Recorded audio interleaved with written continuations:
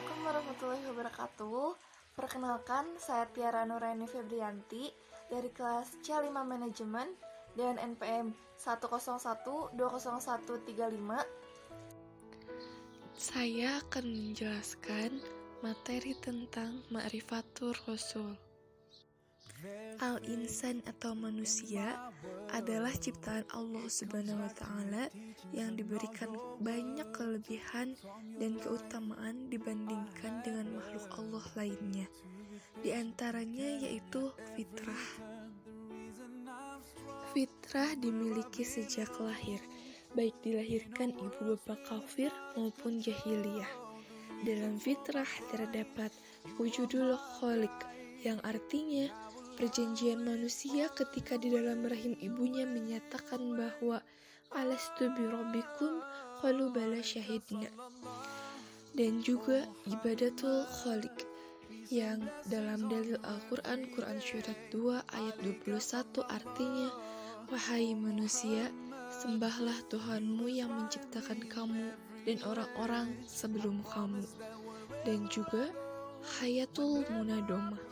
Menurut Zaini 2015, pengertian kepemimpinan menurut A'unur Rahim dapat dibagi ke dalam dua kategori, yaitu spiritual dan empiris.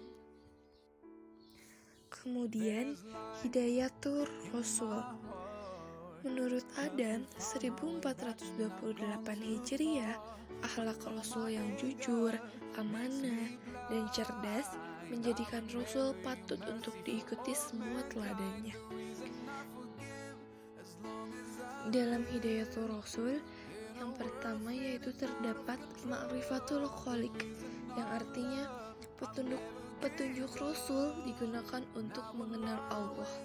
Dan yang kedua, Minhajul Haya, yang berarti petunjuk Rasul juga digunakan untuk mengamalkan Islam yang benar dan direhai oleh Allah Subhanahu wa Ta'ala. Dan yang terakhir ada ibadatul shahih, yaitu adalah ibadah yang menyembah Allah dengan panduan mengikuti Rasul.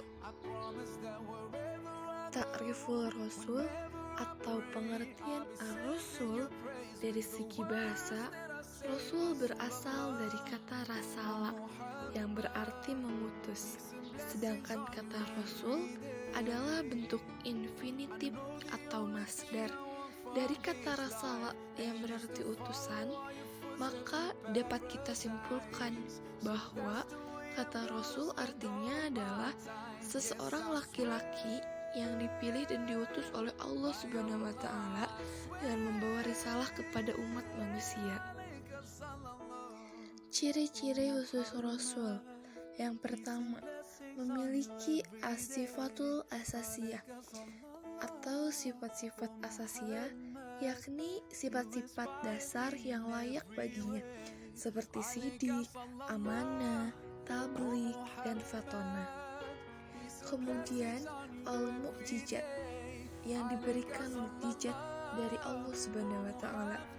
Dan kemudian al-bisyarat adalah berita gembira kedatangannya. Dan an-nubuwat atau berita-berita kenabian yang disampaikannya. Dan yang terakhir adanya at-samarat atau hasil dakwah yang dilakukannya. Kemudian makanatur Rasul atau kedudukan Rasul. Yang pertama, abid min ibadillah atau hamba di antara Allah. Yang kedua, insan yang berarti manusia. Yang ketiga, nasab yang berarti keturunan. Yang keempat, jims yang berarti fisik. Dan yang kelima, syirah nabawiyah atau sejarah kenabian. Dan yang keenam, as-sunnah atau sunnah, yaitu sesuatu yang disebutkan dan diamalkan.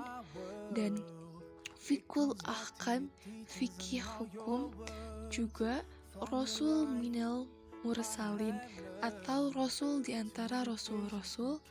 Dan tabligh risalah, yaitu menyampaikan risalah. Adaul amanah, menunaikan amanah, dan imamatul umat, pemimpin umat, dan yang terakhir dakwah nabawiyah atau yang berarti dakwah kenabian.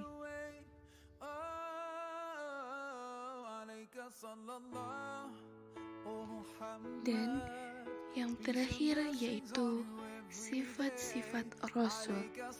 Pertama, al-basyariyatul kamilah, yang artinya kemanusiaan seutuhnya. Sebagaimana layaknya manusia, Rasul juga membutuhkan makan, minum, beristri, dan lain sebagainya. Dan yang kedua, al-ismah, terpelihara dari kesalahan dan dosa. Yang ketiga, asidik, jujur. Dan yang keempat, al-fatonah, yang artinya cerdas. Dan yang kelima, al-amanah, terpercaya. Dan yang keenam, at-tablik, yang artinya menyampaikan risalah. Dan yang terakhir, al-i'tizamul kamil, yang artinya komitmen yang sempurna terhadap kebenaran.